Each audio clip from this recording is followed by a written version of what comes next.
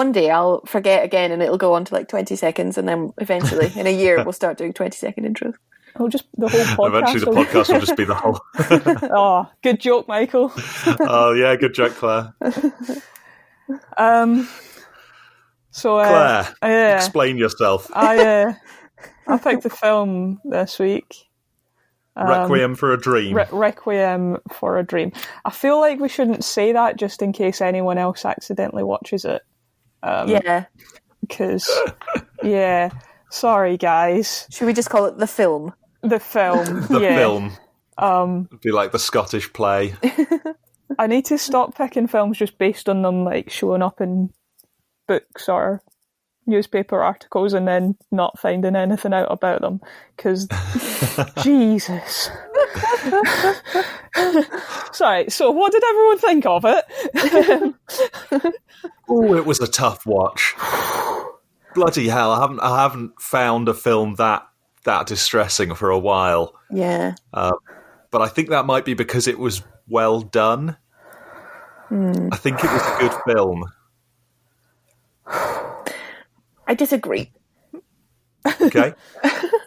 Well, I'm torn. I don't know how I feel about it, to be honest, because I absolutely loathed almost every second of it. Not because of the story, but just the way it was directed and cut together and things like that. And I loathed it. I couldn't stand every close up or jump cut or juxtaposition. I was like, this is so jarring, and you're doing it on purpose, and I hate you for it. Yep. Okay. It might have been a good film. I don't know. It's hard for me to judge that objectively when I hated it so much. Wow. I think if you hate it, that makes it bad. I think that counts as judging whether it's a good film or not. It's a bit like you with Uncut Gems, when you felt like they were purposefully trying to jar you. Yep. Yeah. Well, so they were purposely trying to make it distressing, you mean? Yes. Yeah. Which I get. Like, and again, I'm not convinced that it was a bad film. I think it was a good film. And I think it did the whole addiction thing quite well, but we'll get into that, I suppose. So. Okay. But not a fan. Not a fan. I don't think. Fernando? Well, I had seen this movie before. And as in I watched it, as in they made us watch it at school for some reason. And what? Yes, oh my god! Is that kindergarten or? I think it must have been probably around 12 years old. What? Yes. Hardcore. And back then, I thought it was a good film, and then now that I've watched it again, first of all, I was not as impressed as I was when I watched it for the first time. I thought it was okay. But then all the time I was questioning who made the decision of showing us this film when we were so young. Yeah. A reasonable question. But overall, I thought it was interesting. Yes, I would give it a thumbs up. Okay. Okay. Where the hell do we go from Claire. here? Oh yeah, Claire, tell us. So I think I found it less distressing than Michael. You find me really distressing. Yeah, exactly. But yeah, it was seriously messed up, and I think I was enjoying it, and then it just spiraled, and it got to the point that I just wanted to leave the room. Yeah, I see what you mean about the jarring filming and stuff like that, and I do think that was definitely deliberate. Yeah. In the same way in Uncut Gems, we were supposed to feel the stress of daily life. I think we were supposed to feel the confusion of daily life for Harry and Sarah, but yeah, I don't know. I think I'm still too traumatized to decide if it's a thumbs up or thumbs down. Okay. Yeah. So I can see what you're saying about the highly sort of stress-inducing way it was directed and all of that. But it was somehow different for me, because I think you know that in many films, I'm sort of the first person to just give up on it and be like, fuck this, you're not making me feel things. And I just sort of turn off and just start hating the film, like I did with Uncut Gems. And I think that's because Uncut Gems was just like, let's pile on more and more of this right from the start. Just keep smashing the make you feel feelings button. And it just didn't ring true for me. It just seemed like, just seemed too artificial. But I think this one probably got me because the early part was so much softer and really made me like these characters and really made me care about them. And there were a lot of things that they could have gone a lot harder with, but they didn't overdo. And that just, I was not prepared for what came later on in the film. I really thought maybe this would be like a nice film with a happy ending where they all get clean and it's all fine, with some trials and tribulations in between. I have no idea that it was going to end like that. And in that way, I thought that there was a little more subtlety in the early part that made the later part more effective. But maybe you guys didn't feel that way. Yeah, I'm not sure. But the ending, again, really just solidified everything I'd felt the whole way through, which was just, fuck you. You've done this to me. It didn't have to be this way, Darren. Sorry, is Darren the director? The director. Okay. I somehow agree with what you said. I thought that it was progressive, and maybe the beginning of the film, it made me sympathize with, at least feel some empathy with the old lady, and I felt bad for her. Oh, I really hate to see old women upset. It's just the worst, isn't it? It is. Yeah, it's sad. But everyone, oh my god. You did well at creating so much empathy for all the characters involved, so that was well done, I suppose. You thought so? Do you agree, Claire? Yeah, definitely. And I think that's why it was so awful at the end, because you were really hooked. You were engaged with these people, and I obviously I don't know, but I feel like that's maybe how addiction works to some extent. Like, it's all just fine, and people make some silly decisions and stuff, but then it just spirals, and it's just despair. And that was like, I feel like they sort of brought you along on that journey to some extent by hooking you at the start. That's what I didn't really like about it. Okay. Because, yes, I think that is very true for some people and sometimes, and can happen often, always. But it's also like just one of the tropes about addiction, I think. You think it just destroys your entire life and you're left with absolutely nothing, which is just not how addiction works, actually. It's more like the beginning, where it's everyday sort of highs and lows, and just, normal rhythms of life and things like that. So I didn't know if it was trying to moralise, and I think it was, because all the characters ended up with nothing. Yeah, I think it definitely was. Which I just find stigmatising. Okay, yeah. Yeah, it was definitely a moralistic, a cautionary tale, wasn't it? And there was no sense of, but maybe it will be all right, or, there's no subtlety, you mean? Yeah, just that kind of like the age-old narrative of addiction, which is that it will destroy your entire life. Okay. Yeah, okay. Well, this film... I'm sorry. Go on. This film made me also think of a film that I watched much later called Behind the Candelabra. Have you heard of that film? I have not. No. It is also. I guess I was thinking a similar thing to what you've been mentioning about stigmatizing people, and I guess drug use, and I guess in a community that is maybe not very wealthy.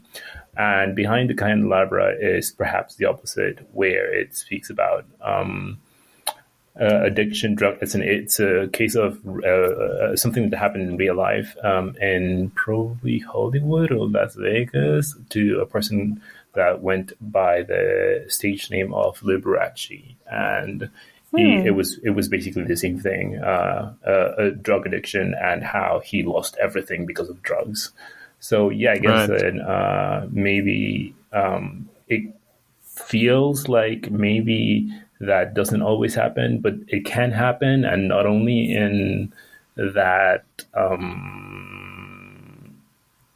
in that I'm not sure area of society, in that part of society, but also in the opposite side of society, meaning the very wealthy people. I'm not sure if I explained myself. No, No, you that did, sounds yeah. right. And that's the thing. Like, it does. It was a no holds barred portrayal of how it can go, I think. Right. Yeah.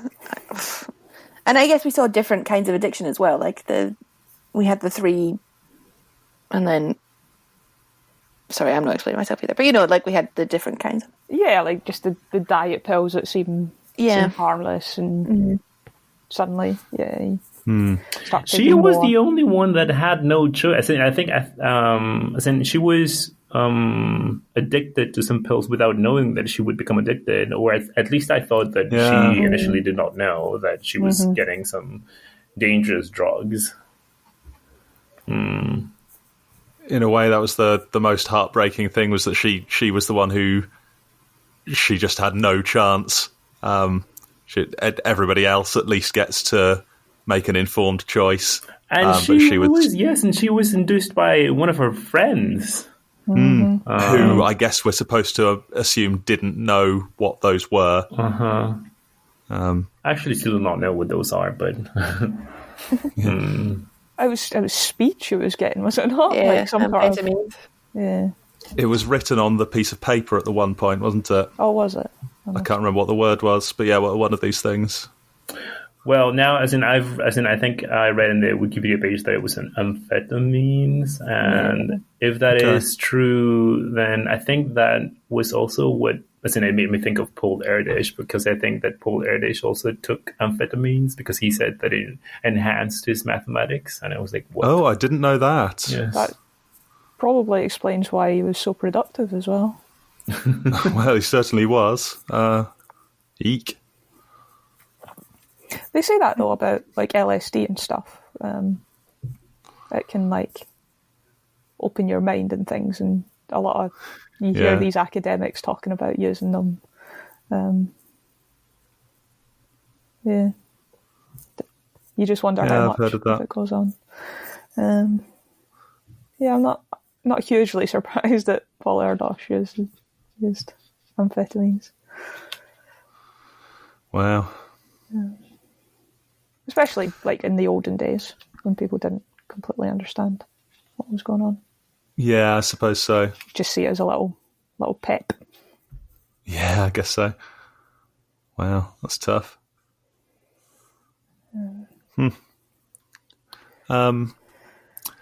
So I've got I suppose a question for Laura, because this is interesting what you're saying, that this is not a fair representation of the usual course of addiction.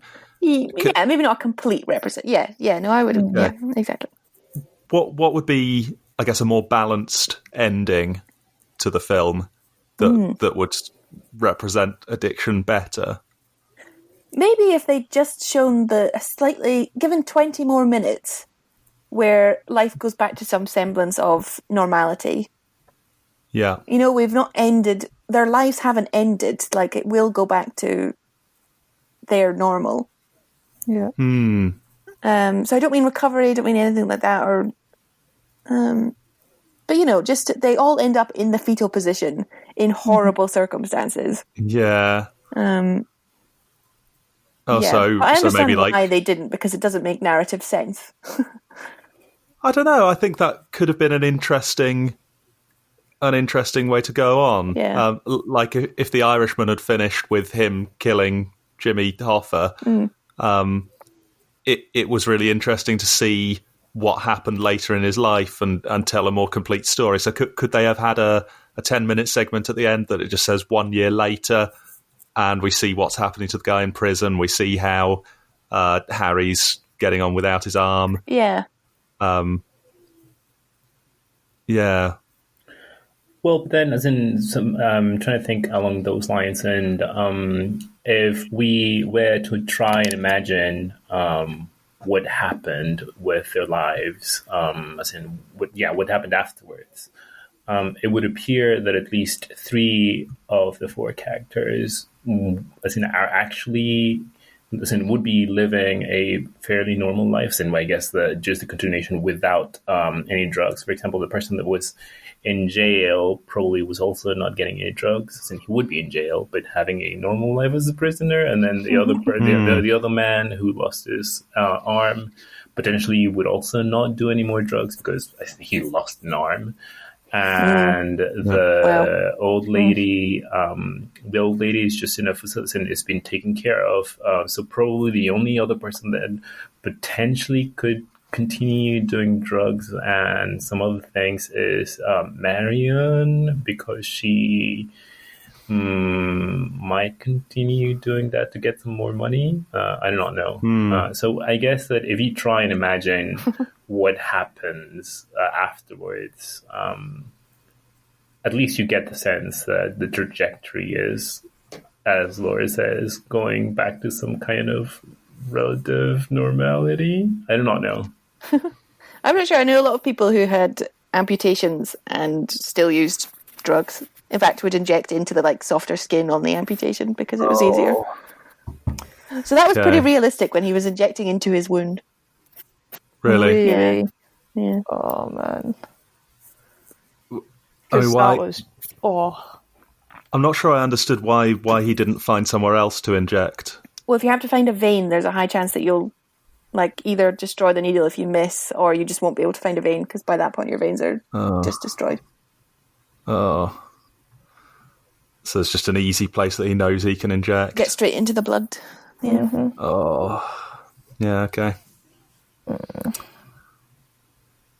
That was really bad. Yeah, that was horrible. Oh, it just sounds so horrible.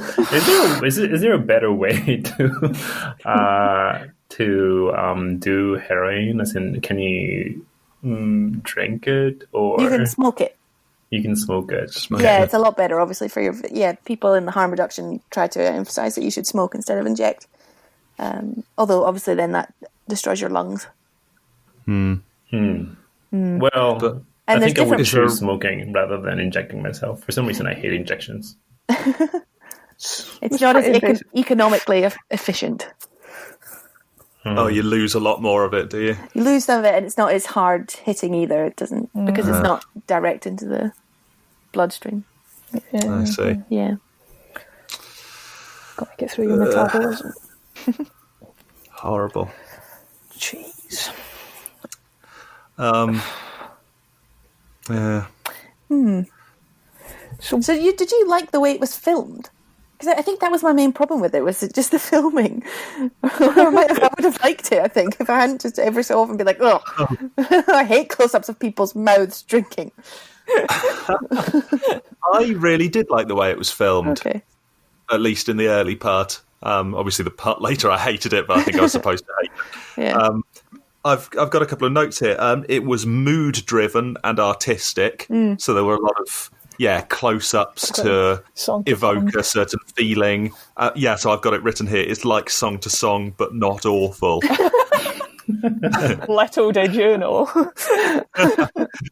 In the sense that, like, song to song, I was just going, what the hell is that? I can't hear what they're saying. Why am I just looking at their midriffs?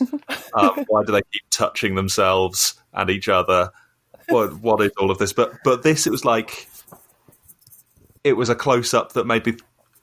You got a sense of the rushes they were going through, and a sense of the lulls, and a sense of the boredom, and a sense of frustration and excitement, and all these different things that I think it caught it quite well, and it kept moving. And I think a part of why I found it bearable was the dialogue was, I want to say, quite naturalistic. Most of the dialogue, it sounded like that could have been a real conversation. Yeah, I thought that as well. Mm-hmm. And so that gave it a bit of reality that is often missing from some of the more artistic films, where they're kind of basically talking in poetry all the time. This felt more down to earth, and it meant that it was a more watchable film. Yeah, I mean, I didn't notice the dialogue, which is probably a good sign. Okay. It was just people talking, because that's what people do. Okay. Yeah, the only note I've got about filming is split screen. What's that about? Very near the start. Yeah, just like didn't like that. Having a very close up picture of someone, and then the other half of the screen being the same scene from a different angle. I didn't get it. I didn't know. I think I barely noticed it. Okay. I just wasn't sure what I was supposed to, how that was supposed to improve my understanding of the situation. Okay. I think this film, it wanted to be black and white, didn't it? That's the film it wanted to be. Oh, I don't know. That's a thought. I would have hated it even more. There's definitely I can see someone in a dark room working on it, like smoking a cigarette and wearing a beret and cutting frames out and that kind of thing. Yeah. Did you think it was pretentious then? Not pretentious, just heavily. I don't know. I don't know. All films are curated, but it was trying hard, wasn't it? I think. Okay. Maybe, I don't know. But on the one hand, it would have lost something if it hadn't done all that funny camera work. Because it really did make it very upsetting to watch and very dreamlike and very disturbing and jarring and things like that, which I think is probably quite an accurate representation of what it's like to do some drugs. Okay. Yeah, I guess what makes it uncomfortable is that maybe they were trying too hard on something that is sad and that happens in real life, and that is perhaps not talking about fiction, because maybe they were also trying to, as in the Count of Monte Cristo was trying too hard to be too cool, but then because that is just something that doesn't, as in it's not sad, then maybe we do not care about people trying too hard. But because this is just something unfortunate that happens to some people, then maybe we tend to not like it. You mean we ought to take it more seriously and not do silly camera stuff? Well, I mean, no, I was just thinking that maybe that's why some people find it so uncomfortable. But then at the same time, I think that there is if not a good reason, then at least a reason to make this kind of films, just so that you at least get an idea of what some people are going through. As in, I'm not saying that, as Laura says, that I'm not saying that this is exactly how it goes for everyone, but I mean, I don't have many experiences with, I guess, drugs, and I don't have. In fact, I don't know anyone who has had this kind of experiences. So I get, but it is something that happens, and it is a major problem in society, and so maybe it's good that there are some films so that you can at least get some vague idea of how it could be like.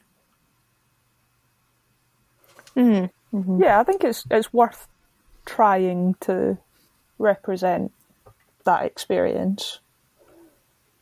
A story worth telling, you mean? Yes. Yeah, even obviously you can't capture everything for everyone. You can't be everything to everyone, but I think it's the way it's moralized.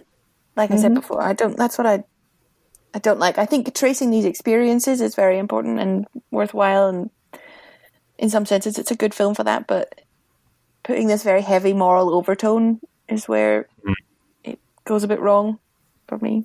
The ending couldn't more clearly have said, "Don't do drugs, kids," could it? So, did you use the word stigmatizing earlier?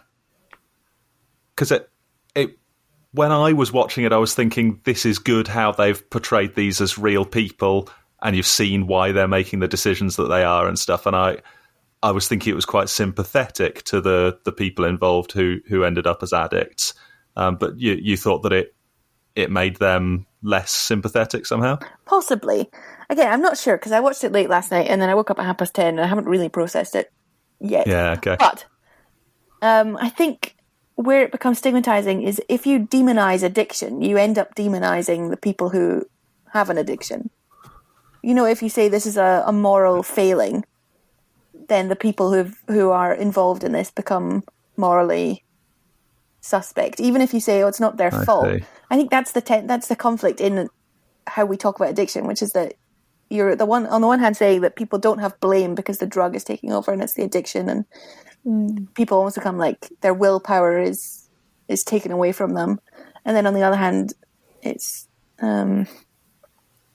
entirely their fault. Becomes, it's like a choice basically. So we had some of both of that, I think, in this, where we see them making these choices. We don't get much of the sort of broader social context or context of addiction. It's all just either the drug or themselves choosing this path, and it's sort of spiraling out of their control, but still the responsibility kind of lies with them. Does that make sense? Yeah, I think so. And so then the way that it's so unequivocal and so directly, drugs are obviously so bad, means that you'd have to be irresponsible to ever have got started. Whereas if it's a bit more blurry, then they'd come off as more sympathetic somehow. Yeah, it's complicated, isn't it? It is. So. I don't know, because in my opinion, there's nothing wrong with addiction, but no one ever agrees with me, because it does. You can see the sort of havoc and despair. I agree with you. Oh, good. Oh, I'm glad. Yeah, I think it's constructed to be this extremely morally, horrendous. Sorry, I'm really not making any sense here, but I think it's we construct it that way. And if we look back through history, we can see that it wasn't always constructed that way. It was just certain social and historical patterns that led it to be totally demonized, and that demonizes the people who use it, even though people have always used substances. Does that make sense? I'm not sure what you mean when you say that like addiction is not entirely a bad thing. But maybe you're saying addicts are not always bad people. No, I'm saying that addiction. There's nothing wrong with addiction. We just see There's nothing wrong with addiction. People have always been addicted to things, and we've only recently, in the last few hundred years, started to really demonize addiction and being addicted, which makes it impossible and makes those people's lives extremely hard. Whereas if we actually just see it as maybe something that's normal, it wouldn't be so difficult for everyone. Okay. So you think a lot of the problems that addicts face are caused by people viewing addiction as a bad thing? Yes, and intersecting situations of deprivation and poverty. Yeah, okay. I guess, so if we were to use the film as an example, like Mrs. Goldfarb was taking these pills and they were making her hallucinate, and they were causing her to absolutely require them to get through the day and making her lose her grip on reality. And this is all due to the addiction, right? Well, it was due to the doctor prescribing her these things, and because of fatphobic culture. Rather than, well, I guess. But if they weren't addictive, it wouldn't have been anything like as bad a problem. But if she had known they were addictive, yeah, I see what you're saying. I'm just trying to think. No, you're right. You're good to play that kind of devil's advocate. Yes. It seems like addiction certainly can't be a good thing. I wouldn't say it was a good thing, but I think we construct it as this evil thing, whereas it is just something that happens. But that's a particular circumstance, I think, with her, because it's got so many other factors, like her being prescribed them without knowing that they were addictive. I think the fact that also she lives alone, is clearly very lonely and desperate, which is also leading into the fact that the way she's using these pills is partly because of loneliness and just the sort of circumstances that she's in. Yeah, okay. Yeah, so a lot of the problems that the people were facing were in the end not directly because of the drugs they were taking or the addictive properties. I think so. That would be my take on it. I can see that. Yeah, certainly we see, like, for goodness sake, if the what was the name of the black guy, Harry's best friend? Ty? Say again? Ty, I think. Yeah, Tyrone, I think his name. Yeah, Tyrone. Yeah. He so in the end, he might, maybe with a little help and with encouragement, he could easily have got clean. He wasn't so far gone, but he ended up being thrown into a prison and forced to do this awful work that that was his final bad ending in the film was entirely people made, wasn't it? That was not the result of addiction at all, but a result of the way we respond to addiction. Maybe that's an example. Yeah, I think that's a great example, actually. That was very much the kind of like structural racism and things like that playing out. So, yeah. And but even sorry, go. What was his name? Harry. I think because if you give people access to clean needles and harm reduction and things like that, you could really avoid those kind of like gangrene or wounds or things like that. But it was a combination, I think, of the healthcare infrastructure and desperation, and again, it's deprivation and poverty and things like that which drive people to reuse needles. And so this has become I'm going against moralizing, but I'm moralizing now and I'm like so but you're moralizing for non-moralization, aren't you? Yeah, so that's where you could like totally blame addiction and his drug use on him losing his arm, but there were so many other things to look at that were kind of obscured. Okay. And so maybe these kinds of addictions wouldn't be so bad. I still can't quite. Yeah, I'm coming over to what you're saying to some extent. I don't think I could quite go as far as to say that addiction isn't a bad thing, because it does take away people's ability to make decisions for themselves, and it prompts people to do things that they never would dream of doing if they had their own willpower. Okay. Right. I mean, there's no way Marion would have been doing the things she was doing towards the end there. There's no way she wanted to do those or would have done them for any reason other than because she was desperately addicted to this drug. And that was the only way of getting hold of that drug. But the only reason she had to do that was because of the context that she was living in. Yeah. But I that's true. Like, I do realize, like, I think addiction is more of a symptom of these just horrible society sort of things that happen. God, I hope no one ever listens to this from my professional life, because it's just verbal diarrhea. I'm so sorry. Well,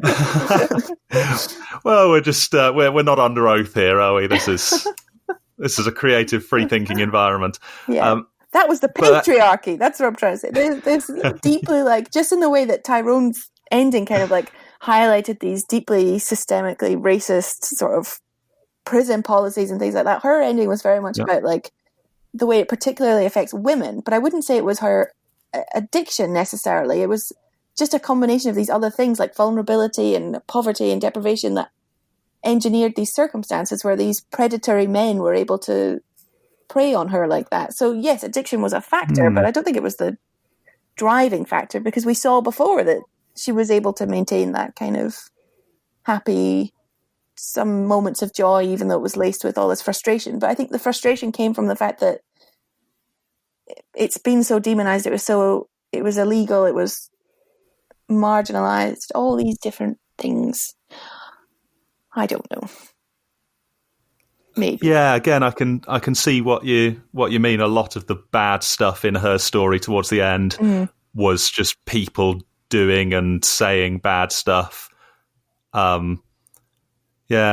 Fernando, what do you But then think? in the end, Oh, sorry. yeah, Go on, what do you Michael. think? No, that was about all I had to say. When I said that I agree with you is because I do. I agree that there is nothing wrong with addiction because I don't believe in right or wrong. So addiction is just addiction, and that is a thing that happens in the universe. And as with any other thing that happens in the universe, it just happens.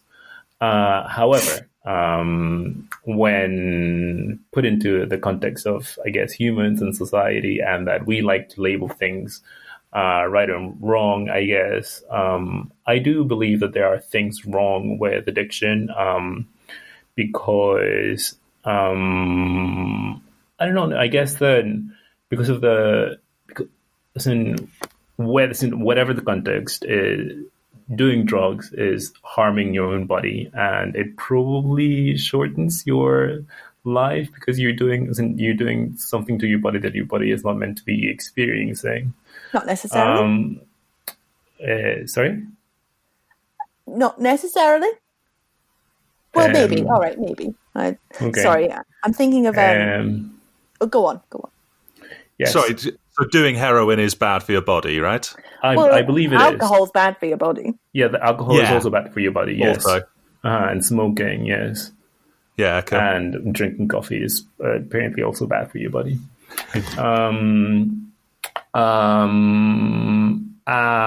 What was I going to say? And also, because of the way that it has been dealt with in society, it is also somehow correlated with violence and crime, which, again, is just something that happens in the universe. It's just that I wish it did not happen. So yes, that is what I think. Did I answer your question? Yes. Okay. Yes. On it being bad for your body, undeniably, yes, I suppose so. But again, you can live a perfectly long, healthy life if you're doing it right. Yes, exactly. Just as you can live perfectly right eating a lot of red meat, because even though you are eating a lot of red meat, there are people that do and live a perfectly long life eating a lot of red meat, but maybe your body could have been a little bit better if you ate less red meat. Yeah, okay. Yes. And alcohol and smoking you mentioned as well, Laura. Yeah, They're exactly. the same category, aren't they? They definitely are. And again, it's just we've decided that one's worse than the other. Well, the thing is, I think that in terms of eating red meat and maybe doing heroin, doing heroin could potentially bring you to death faster than eating red meat. I'm actually not sure. I would like to say that yes. There is, it's a lot easier to overdose on heroin than on cigarettes or alcohol or red meat, right? Say again? I mean, maybe. But again, this is... I'm not sure I agree. And I'm not sure I agree with the line of argument that we need to privilege... Because again, it becomes moral if you're saying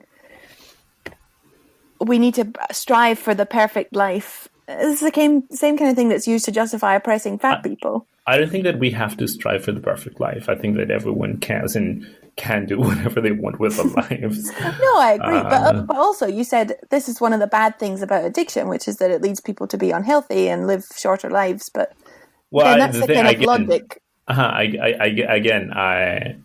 Again, that ultimately I don't think that it is a bad thing. It's just something that happens. But because we live in a society and because I guess it is the government's aim to give, at least the aim should be to give everyone a good life, whatever that may mean. Probably doing drugs is not a good idea. Well, What do you think, Claire? Oh yeah, Claire. Sorry, you haven't. Sorry, I'm having a nice time just listening to everyone. I think addiction's harmful. I think to say that like addiction's a bad thing just because it's been around forever. I think anything that clouds your judgment and makes you make irrational decisions is maybe not a bad thing, but it can lead to bad decisions. And I don't think I agree that society has set up a situation where some people are in a position where their choices are just atrocious. Like they can't make a good decision. But I think addiction can force your hand in situations that you might be able to make a better decision without that addiction. And I'm not saying that's like that's any sort of addiction. That's like, Mrs. Goldfarb watching TV instead of going and sitting with her friends because she gets that dopamine hit from watching television instead of doing the healthy, sensible thing of interacting with her peers. I think that that short term, that seeking that short term hit makes us make decisions that are bad in the long term, potentially. But I think it's a harmful position to treat addiction as a weakness. I think that's where society fails people, is acting like, it's some flaw, some personality flaw that you succumb to addiction. I think addiction's there, and yeah, you're faced with choices that you have to make, and for different people those choices are different. I'm also not making a lot of sense now that I'm trying to frame it. I think you've made a lot of sense in all of that. Okay. And it sounds to me like the only way that you differ from Laura is... Sorry, that it sounds to me like you don't substantially differ from Laura at all. But yeah, Laura's talking about how we ought to sort of be kind to people who are addicted to things rather than see them as... We should be kind to everyone. We should be kind to everyone. Everyone should be kind all the time. I think, so I think you're making Laura's point at the end there when you're saying we shouldn't see it as something that people have done wrong. Yeah. We should see it as a situation that people are now in that they have to live with, that they shouldn't be held responsible for. Like catching a cold or something.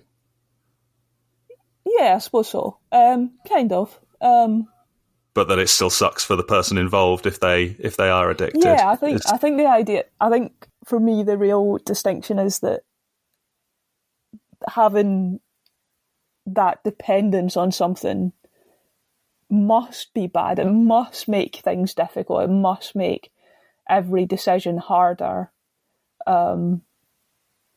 Maybe simpler, but because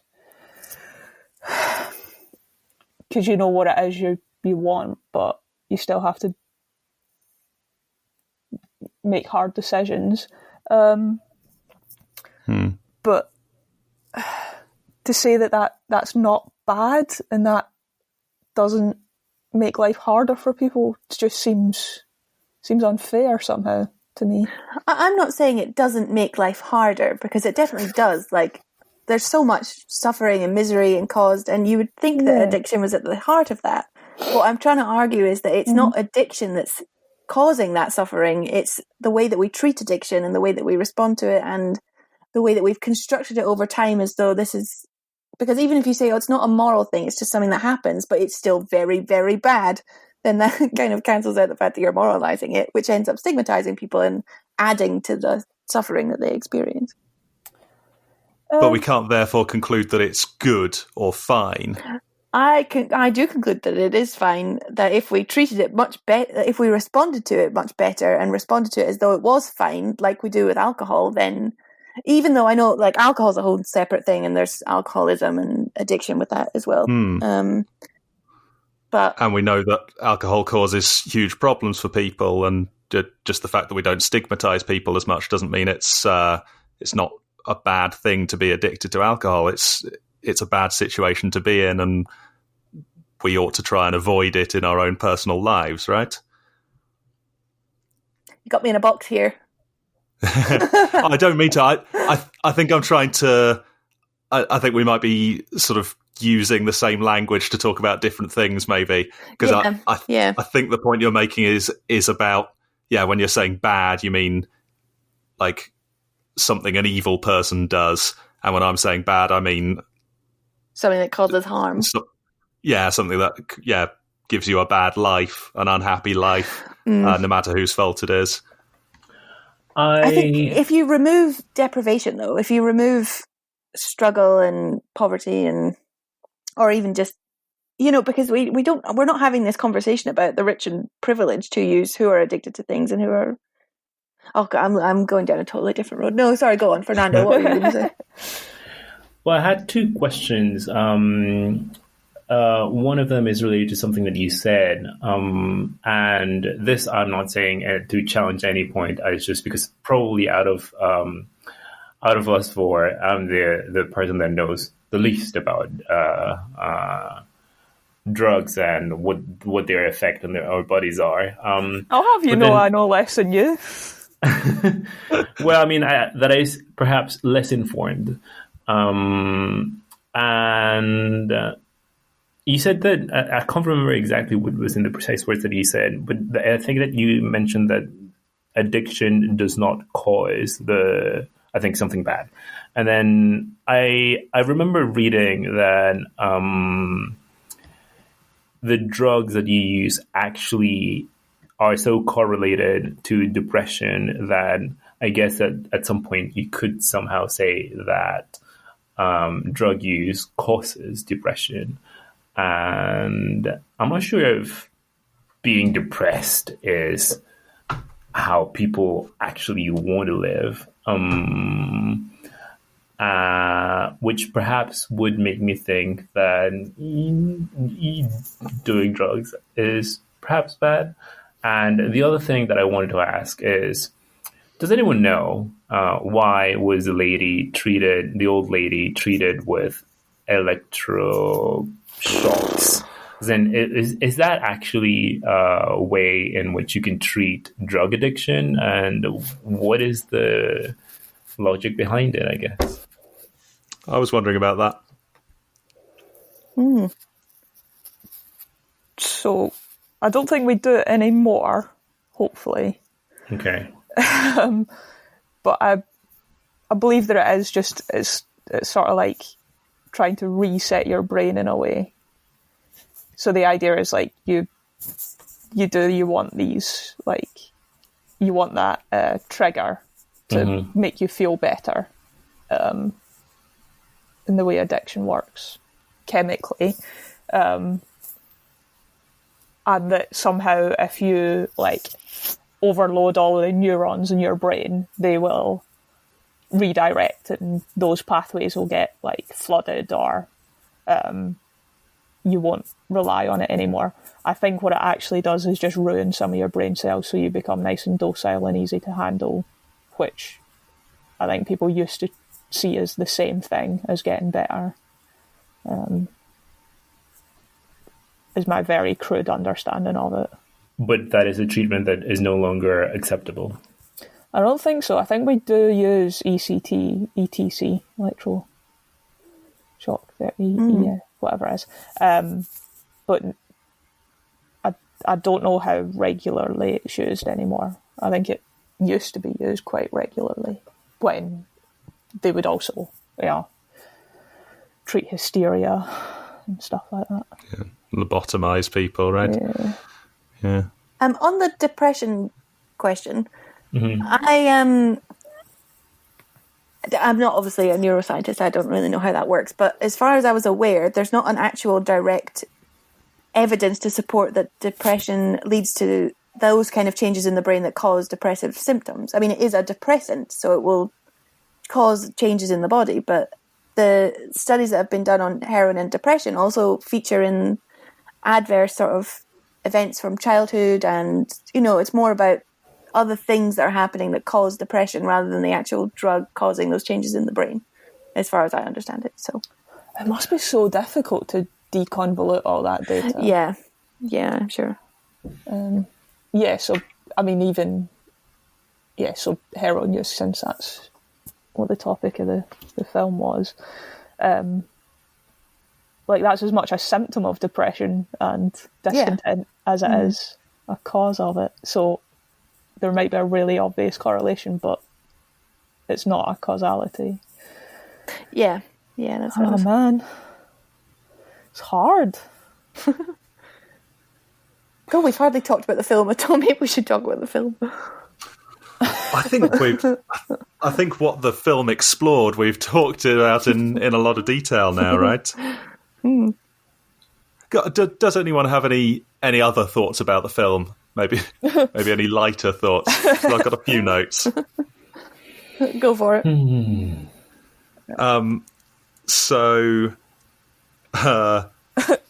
We had like Spencer Confidential. We had some good, crazy East Coast accents. Yes, we did. Which did anyone else find those kind of distracting sometimes? I don't know if it's just because I don't know anyone who speaks like that, but it just made them seem like cartoon characters or something. Is that just the way that a lot of people in Brooklyn talk? I think that's just how people talk. What person did you find particularly, when you say that, whom particularly are you thinking about? Harry was a bit funny sounding, but particularly Mrs. Goldfarb and all her friends.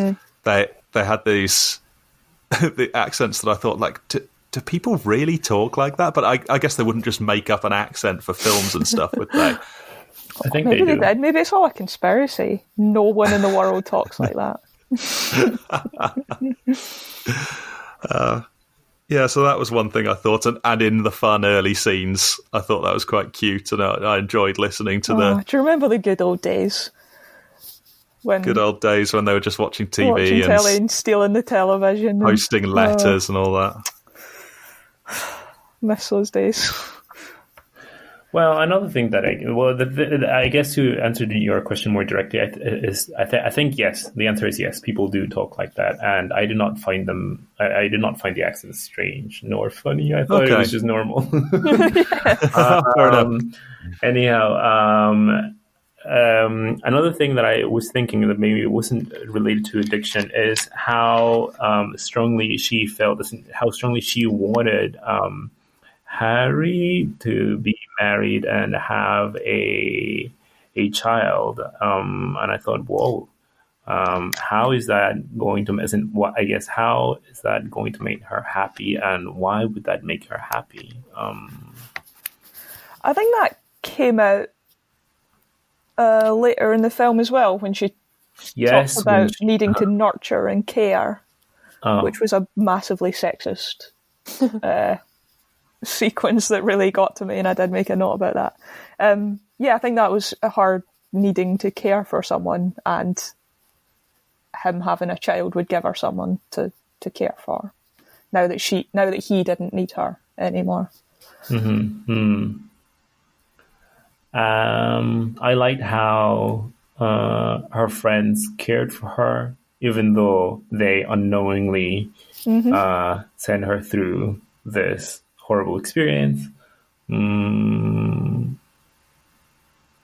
Because they were also excited when she got the application, and they all went to her flat and filled the application together. I enjoyed them like helping her write her name. Yes. Sarah, S-A-R-A. Oh, thanks.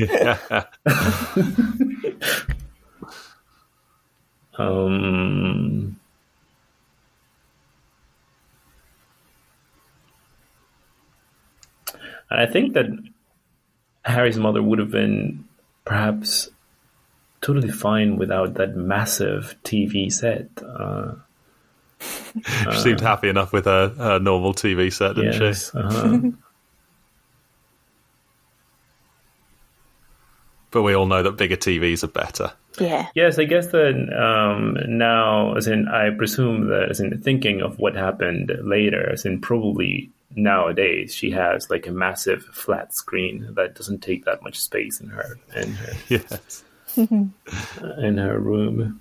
Maybe there'll be something better to watch as well. Maybe she has a projector and she just beams everything on the wall now. That'd be pretty Maybe. nice. I think those were all my notes. Yeah, I think those are my thoughts. Yeah.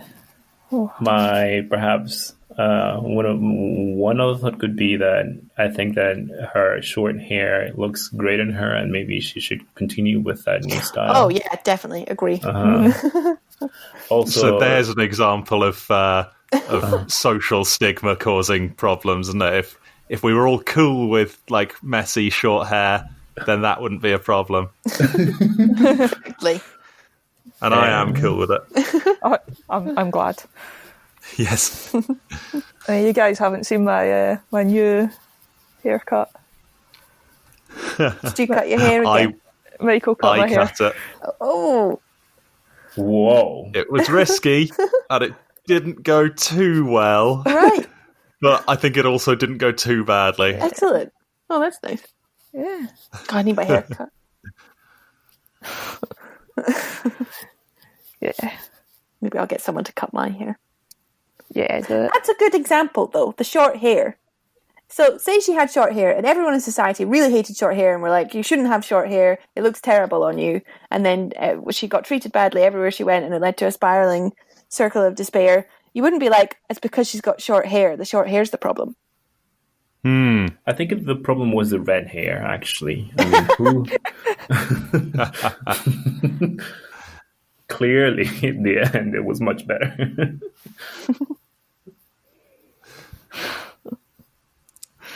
But if it was like every time she cut her hair, there was a small chance she'd die, or it, caused her heart to race at 5 times the normal rate for 2 hours or something like that, then that would be a good practical reason not to cut her hair so short, right?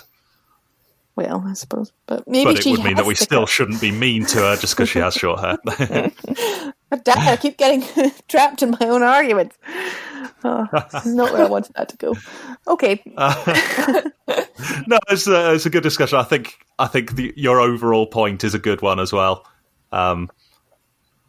Just so long as as long as we remember that there are just literal harmful chemical properties of stuff like alcohol and But you still other drink lifestyle alcohol. yes, But I you do, do it and right. Is that what Sorry? you're saying? No, I think I would be slightly healthier if I didn't drink alcohol, and I hope no one will judge me too harshly, and I'm glad that I can enjoy that little vice without it going too far. But also, I am genuinely mindful that I shouldn't overdo it, because otherwise I could build up a serious reliance on it, and that could harm me in a more serious way. All right, fair enough. I give up. Again, I don't think I've won a victory over you or anything. But I think we maybe agree on your core point. Yeah, I fully accept that any understanding I have of addiction is pales in comparison. Because Yes. I've never met or spoken to in any real terms anyone Or who's been indeed completed a properly- PhD on the subject. Yeah, for example. So yeah, any understanding I have is based on watching films like this and what little I can glean from conversations with my expert friend. Excellent. I would just like to say that I liked Harry. I thought he was Oh, me too. such Yeah. a likeable character. And he was so smart and so ambitious. And again, if circumstances had been different, and as they may be in the future for him, I think there was a lot there to like. And he obviously cared a lot about his friends and his mum. And that Yes, was nice. before everything got ugly, he was encouraging Marion to open her own business. Yeah. I think even the thought, oh, we could sell the drugs ourselves, that's smart. That's Entrepreneurial. yeah. Yep. Yeah, he's seen a problem. He's found a solution. It didn't go to plan, but plenty of new businesses go bankrupt in the first year because of spiraling costs. I found him very, very likable. Except when Marion told him that she would probably have to do horrible things to get the money, and he was still, well, I guess you have to do them. Yeah, that was pretty awful. I think that was after things had started going wrong, right? And he was not acting how he was earlier in the film. Nor was she. Yeah, he was desperate as she was. Yeah. They were a sweet couple as well, again, early on. Yeah. I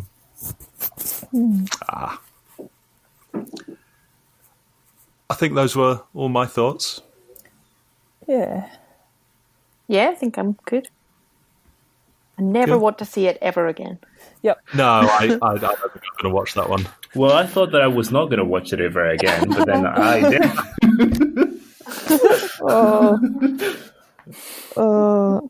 I do feel very guilty for exposing everyone to that. That was not my intention. I'm glad you did, because I think it was a film that was worth watching. Yeah. I don't know. And maybe I'll understand all the cultural references and all the crazy novels you read.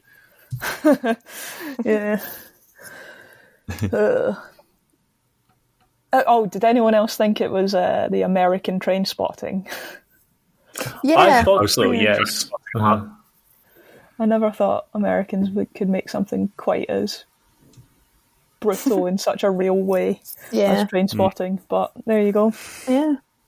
So, Laura, would Train Spotting be an example of a film that was a bit more rounded and showed a more broad, impression of what heroin addiction is like? I haven't watched it in quite a long time, but I can't remember what happened. What happens? I mean, I know they've got all the gritty, horrible stuff about their actual addiction, and then he stops using? Does he go back? Yeah, so it sort of ends on a bit of a question mark where he tries some to make sure that it's good so he can sell it. And he says at the time, but there are last hits and there are last hits. Which one was this going to be? And we get the impression he's probably left it behind him, but there's this sort of question mark about whether he might go back to it. I like that. Yeah, that's nice. And I remember enjoying it. And everyone I worked with during my research really liked it. So, I mean, it must be doing something, right? Oh, that's good. Yeah. But then one of them does die from an overdose. Which, again, I don't have a problem with because it is quite realistic. Yeah. But there were different aspects of it. Different people had different conclusions to it. It's maybe a bit more hopeful. Has anybody seen Trainspotting 2? Yes. Yeah. I found it delightful. What? Oh, good. I really enjoyed it. I love Robert Carlyle. I'm not sure if delightful would be the word I'd use. I thought it was a good film. Not quite the seminal first film, but a good footnote, I thought. Yeah. Yeah, I'd 10 say years that. later. Shall I play the music? I'm ready. I'm also ready.